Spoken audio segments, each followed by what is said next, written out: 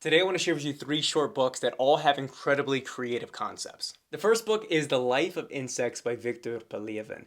In this story, each character is a different insect, whether it's a dung beetle, a butterfly, a mosquito, but they're so intensely personified that you kind of forget that they're a specific insect. And there's also this metaphor and this satire going on depending on which insect they are. And you have these different narratives that end up diverging. It's incredibly creative. It's packed with a lot of comedy. So if you're looking for a funny and shorter read, this is it. But then there's also these heavy philosophical and existential themes built in as well. So I'd highly recommend it. The next book is Shotland Tango by Lajlo Krasnohorkai.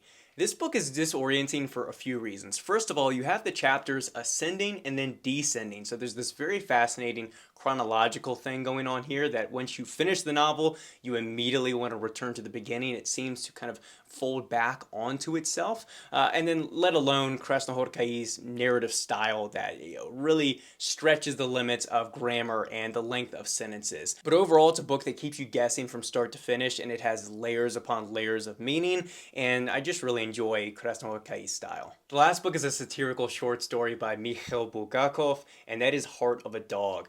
This tells the story of a stray dog that gets taken in by this mad Soviet scientist who ends up turning the dog into a human by implanting a human pituitary gland, or brain it is, into the dog, and he slowly transforms and becomes this kind of monstrosity, but he also becomes a raging Bolshevik.